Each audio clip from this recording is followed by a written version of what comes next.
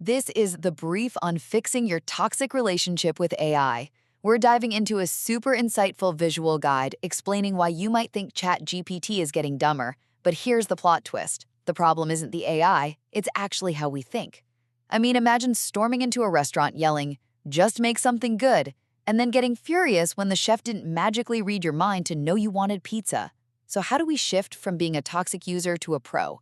Well, since AI isn't psychic, this realization forces us to look at the actionable steps to change our own behavior. First, think before you ask. If you just drop a vague prompt like, "just make something good," the AI literally has to guess what good means to you. That usually ends in frustrating failed results. The pro move? Take a breath and understand your own problem before ever typing a word. Second, be specific and break it down. Don't just dump a massive, complex project into a single prompt. The more context and details you provide, the better the output. Feed the AI piece by piece, guiding it through clear, manageable steps. Finally, treat AI as a partner, which means you must refine and improve. Honestly, you gotta push back on the whole idea of the magic bullet prompt. Incredible results just don't come from one single ask. They come from guiding the AI well through multiple iterations. So now that we know we have to take responsibility for our side of the AI partnership, ultimately, better thinking leads to better prompting, which delivers better results, and that is the real upgrade. This is the brief on mastering AI prompting. We're diving into the complete guide to AI prompting mastery, from thinking to creation, which is basically a blueprint for pairing human intelligence with machine efficiency, promising one prompt, countless unlimited results, to help you work 10 times faster, get way more creative, and absolutely outsmart the competition. First, effective AI use doesn't actually start with typing. You'd think an AI guide would jump right into the software, right? Well, AI is literally useless if you haven't clearly defined your problem first.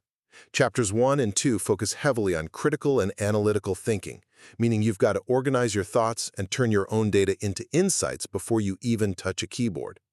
Second, we move from text to full multimedia.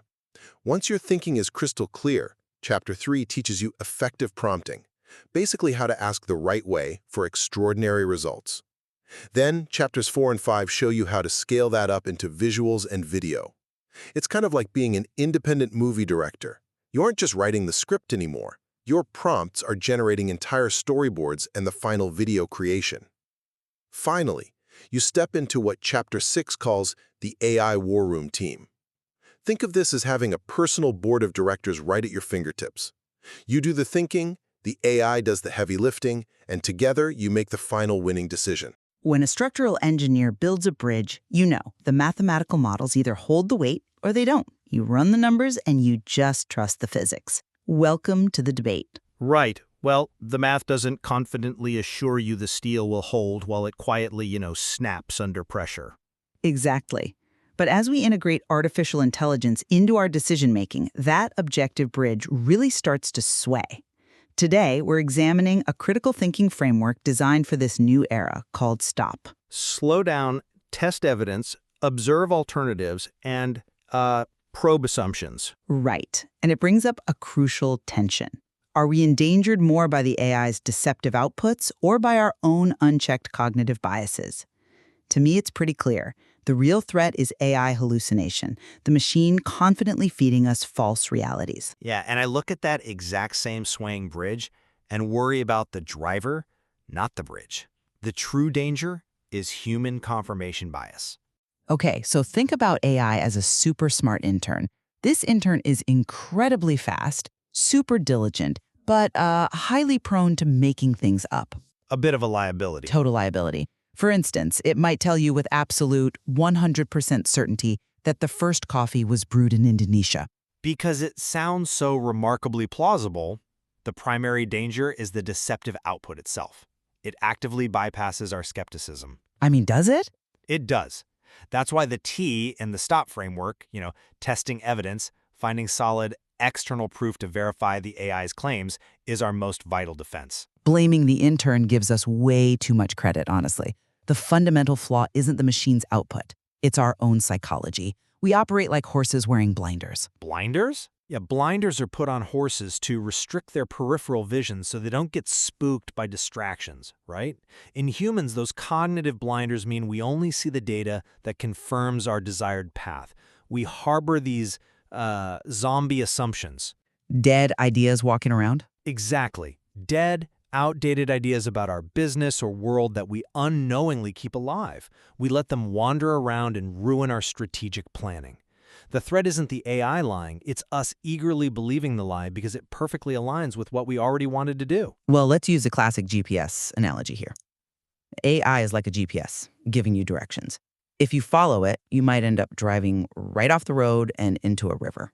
Which happens. It literally directed you into the water. The deceptive instruction is the direct catalyst for the crash.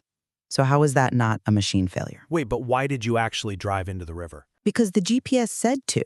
The machine didn't push the gas pedal. You drove into the water because you passively accepted a route that confirmed your desire to reach your destination quickly. The failure is human complacency. I don't know about that. Come on, when you're behind the wheel, you have eyes. If you ignore the literal water in front of you because you'd rather trust a screen, that is entirely on you. That's where the O in stop, observing alternatives, becomes the actual bottleneck. We fail to look out the window. But when you're driving, the GPS is presenting a very immediate, highly convincing reality.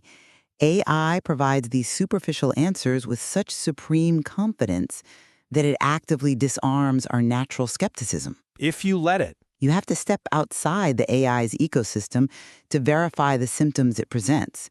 If the AI says the road is clear, testing that evidence is the only way to survive. Testing evidence only works if you're asking the right questions, though.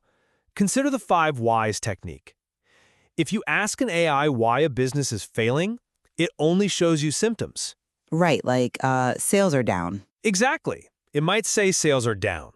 But a critical thinker iteratively asks why to drill through those surface symptoms. Why are sales down? Because traffic is down. Why? Because content isn't engaging. You just keep going. Right. You ask why 5 times until you drill all the way down to the root cause, like realizing your core company priorities need to change. The machine won't do that drill down for you. The real battleground is internal. You have to relentlessly probe your own assumptions. Okay, but listen. If the initial data point, the symptom the AI provides, is a hallucination, your entire chain of 5 whys is built on sand. Not necessarily. Yes, it is.